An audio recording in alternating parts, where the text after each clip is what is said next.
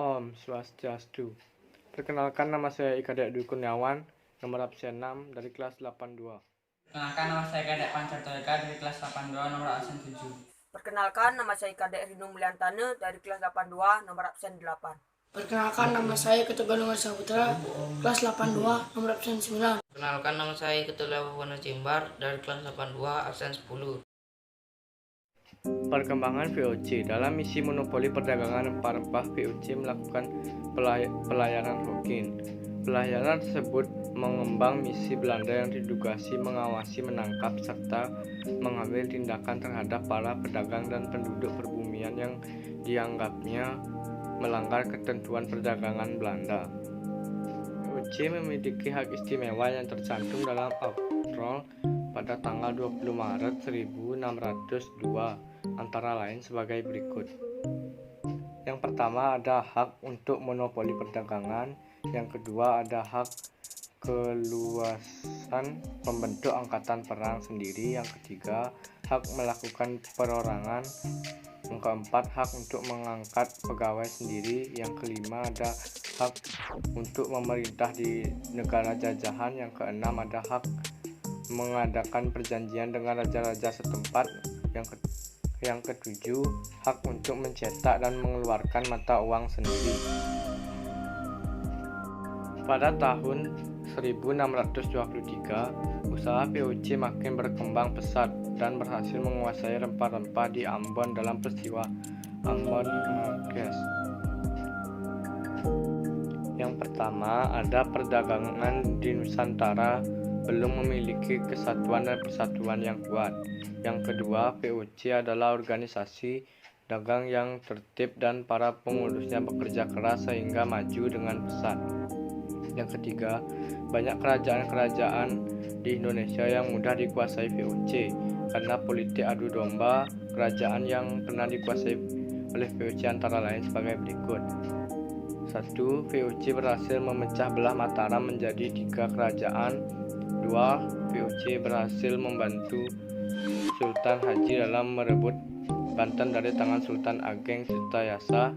Yang ketiga, permusuhan antara Aru Palaka, Raja Buni dan Hasanuddin Sultan Makassar. VOC membantu Aru Palaka sehingga terjadilah perjanjian Bongaya yang menyebabkan Makassar jatuh ke tangan VOC.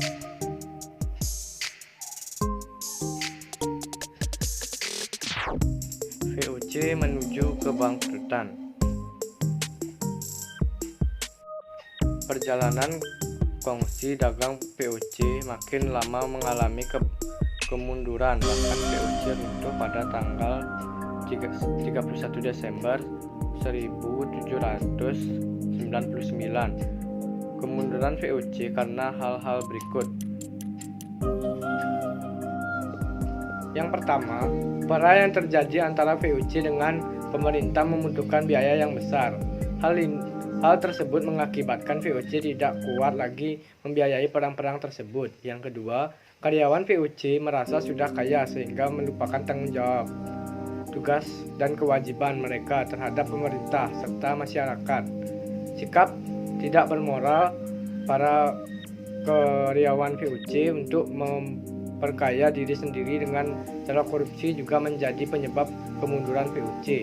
Yang ketiga, terjadinya suap jabatan oleh para pegawai VOC. Pegawai VOC yang ingin pulang ke negerinya karena sudah terlampau kaya dan atau pensiun dapat menjual jabatan kepada orang lain dengan harga tinggi. Yang keempat, tuan tanah parkir mulai bermunculan yang diakibatkan oleh pemerintah yang kekurangan biaya untuk membiayai pemerintahnya, dan perang terpaksa menjual tanah-tanah yang luas kepada orang-orang partikir dengan hak pertuanan. Yang kelima, defisitnya biaya akibat perang tidak dapat ditutup dengan hasil penjualan tanah saja. VOC harus juga mencari pinjaman. Akibat utang VOC makin besar. Yang keenam, abad ke-18 VOC tidak mampu memerangi perdagangan-perdagangan Eropa lainnya, Inggris, Prancis, dan Jerman yang dengan leluasa berdagang di Nusantara sehingga monopoli VOC hancur. Keberadaan VOC sudah tidak dapat dipertahankan lagi sehingga harta dan hutang-hutangnya diambil oleh pemerintah negeri Belanda guna menggantikan VOC. Pemerintah Belanda membentuk komisi Negeri untuk mengusirnya, termasuk mengusir wilayah VOC di Indonesia 1800 sampai 1907. Sekarang saya akan mempresentasikan dampak positif dan negatif monopoli perdagangan VOC di Indonesia. Yang pertama, dampak positif, yaitu lebih mengetahui cara perdagangan. Yang kedua, perdagangan pribumi melakukan hubungan antara bangsa lain. Yang ketiga, perdagangan pribumi memperoleh informasi hasil rempah-rempah yang laku di pasaran internasional. Yang kedua, dampak negatif, yaitu penderitaan fisik. Yang kedua, produksi padi menurun. Yang ketiga, rakyat harus menjual hasil rempah-rempah kepada pihak VOC. Sistem sewa tanah.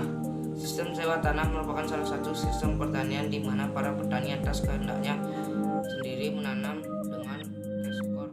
Pengaruh sistem sewa tanah. Sistem sewa tanah merupakan suatu sistem pertanian di mana petani atas kehendaknya sendiri menanam dagangan cash crops yang dapat diekspor ke luar negeri. Latar belakang diterapkan sewa tanah. Saat pemerintah Belanda di Indonesia, pedagang Indonesia dan Eropa mengalami kesulitan dalam hal berdagang. Hal tersebut disebabkan karena adanya sistem monopoli yang diterapkan pemerintah Belanda. Sistem monopoli yang diterapkan oleh pemerintah Belanda ini masa Raffles diganti dengan perdagangan bebas. Selain itu, adanya paksaan dari pemerintah Belanda kepada para petani untuk menyediakan barang dan jasa sesuai kebutuhan Belanda, mengakibatkan matinya daya usaha rakyat. Pelaksanaan sistem sewa tanah. Sistem sewa tanah ini didasarkan pada suatu pemikiran pokok tentang hak penguasa sebagai pemilik semua tanah yang ada. Sistem sewa tanah memiliki tujuan meningkatkan tingkat kemakmuran penduduk di Jawa serta mendorong produksi tanaman dengan dagangan. Thomas Stamford Raffles menyebut sistem sewa tanah dengan istilah land rent. 1. Aspek pelaksanaan sistem sewa tanah. Tanaman dagang untuk ekspor. Tanaman kopi yang merupakan komoditas ekspor pada awal abad ke-19. Kehendaki tetapi untuk gantinya rakyat dibebani dengan sistem pajak. Kebebasan untuk menanam tanaman tersebut tidak dapat dilaksanakan di semua daerah di Pulau Jawa. Akibat dan ketentuan dari sewa tanah. Kekuasaan Inggris di Indonesia hanya berlangsung selama 5 tahun, antara tahun 1811 sampai 1816. Inggris ditentukan oleh Letnan Gubernur Raffles. Pada hakikatnya, Raffles ingin menciptakan suatu sistem ekonomi di Jawa yang terbebas dari segala unsur paksaan, yang dahulu melekat pada penyerahan paksa dan pekerjaan rodi. Raffles ingin berpedoman pada 3 asas-asas, yaitu 1. Berdasarkan anggapan bahwa pemerintahan kolonial adalah pemilik tanah, maka para petani yang menggarap tanah dianggap menyewa tanah milik pemerintah. 2. Segala bentuk dan jenis penyerahan wajib maupun pekerjaan rodi harus dihapuskan, dan kebebasan penuh diberikan kepada masyarakat untuk bisa menentukan jenis tanaman apa yang hendak ditanam tanpa ada unsur paksaan apapun. 3. Peran para bupati sebagai pemungut pajak dihapuskan. Sebagai gantinya, mereka dijadikan ilegal pemerintahan kolonial dengan fungsi-fungsi pemerintahan yang sesuai dengan asas-asas pemerintahan di negeri barat.